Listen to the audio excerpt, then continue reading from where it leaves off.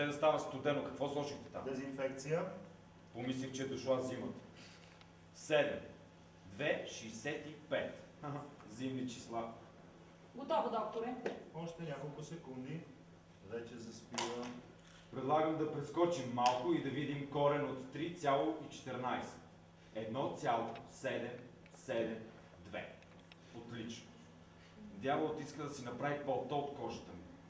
Корен от 2 е 1,42.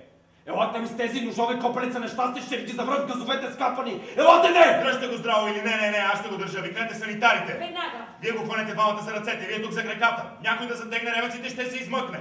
Не мога да го закопчая. Ще ви чакам някоя вечер, ще ми се прибираш в къщи с скапаната си количка. Ще паркираш и ще видиш, че уличната лампа не свети деба. Тия търти от общината ще си кажеш и ще тръгни с турбите от супера към вас. Тогава аз ще кажа: добър вечер, сестра! Направи криза, дайте по профол бързо. Да се върнем на броенето. Корен от 6. 6 по 6 е 36. Щом 6 по 6 е така, то квадратният му корен ще е 6. Следите ли ми мисълта, докторе? 2,42, да речем.